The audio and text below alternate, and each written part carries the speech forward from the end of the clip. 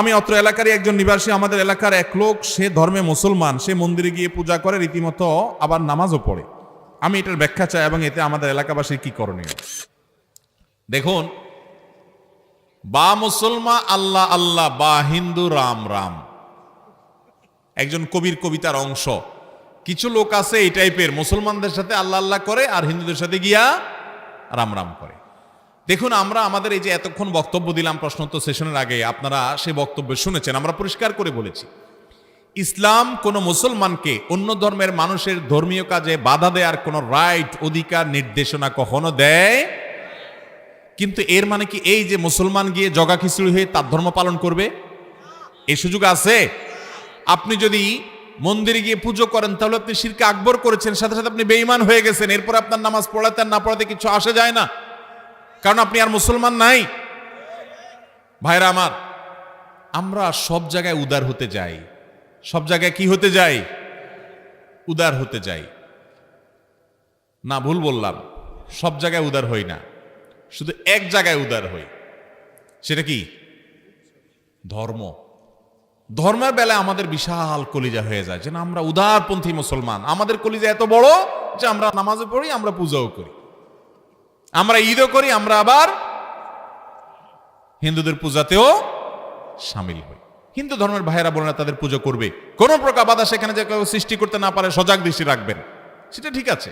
সামাজিক সহাবস্থান সুন্দর শান্তিপূর্ণ বজায় রাখবেন। কিন্তু তাই বলে আপনাকে জগা খিচুড়ি করে আপনার বিশ্বাসের সাথে বেঈমানি করার নির্দেশ ইসলাম দিয়েছে আপনাকে? আপনি বিশ্বাস করেন শিরিক করা আল্লাহর জমিনে সবচেয়ে বড় অপরাধ, ইন্না শিরকা লাযুলমুন আযীম, আল্লাহ কোরআনে ঘোষণা করেছেন। আপনি গিয়ে সেখানে গা ভাসালেন, আপনি তাদের সাথে মিশলেন। এটা কখনো উদারতা না, এটা হলো উদাসীনতা।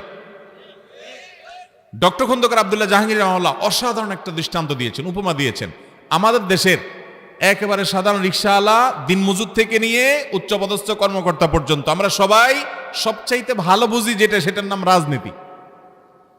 এদেশে মানুষ সবচেয়ে ভালো বুঝে কি? চায়ের দোকানে অশিক্ষিত মানুষও দেখবেন বসে বসে রাজনীতির খুব গুরুত্বপূর্ণ বিষয়গুলোতে দেখবেন যে আমরা সবচাইতে ভালো বুঝি রাজনীতিটা। আচ্ছা, আমাদের সাংবিধানিক অধিকার হিসাবে সকল দল যার যার রাজনৈতিক কাজ পরিচালনা করতে পারে, অধিকার আছে না নাই? কিন্তু এক দলের লোক অন্য দলের রাজনৈতিক অনুষ্ঠানে যদি যায় হাজির হয়, এটাকে কি উদারতা হিসাবে দেখে না মুনাফিকি হিসাবে দেখে? কিরে, এই তো এই দলের না, কিন্তু ওই দলের সাথে গোপন বৈঠকে কেন গেল? তাহলে এটা মুনাফিকি বলে না? ঠিক একইভাবে একজন মুসলমান, তার ভিতরে ঈমান থাকবে, ঈমানি চেতনার কারণে সে কি করবে? এক আল্লাহর ইবাদত করবে, শিরিক করবে এবং শিরকে সবচেয়ে বড় অপরাধ এবং জঘন্য অপরাধ হিসেবে জানবে। সে যদি মুসলমানদের সাথে ইবাদতবন্দি করে আবার শিরিকও করে, তাহলে এটা জগা খিচুড়ি হয়ে গেল। এই জগা খিচুড়ি কখনো আল্লাহর কাছে গ্রহণযোগ্য হতে পারে, এর কারণে মানুষ বেঈমান হয়ে যায়। অতএব ভাইরা আমার, এই উদারতার নামে উদাসীন হওয়া যাবে। আমরা দুনিয়াটা খুব ভালো বুঝি, আপনার পকেট আপনার, আমার পকেট আমার। এটা তো বলেন না ভাই, আমার পকেট আমারও আপনারও, নেন সবাই মিলেজুলে নেই। আপনার পকেটও আমারও এবং আপনারও, এখানে তো বুঝেন না। বরং এখানে তো ঠিকই উদারতা, তথাকথিত উদারতা না দেখায় নিজেরটা বুঝেন, পরেরটা বুঝেন। দিনের ব্যাপারে, ইসলামের ব্যাপারে আমরা এরকম উদাসীন হয়ে যাওয়ার সময় আল্লাহ তাআলা আমাদেরকে এই সমস্ত শিরকপূর্ণ এবং এই সমস্ত বিভ্রান্তি এবং গোমরাহি থেকে বেঁচে থাকার তৌফিক দান করুন।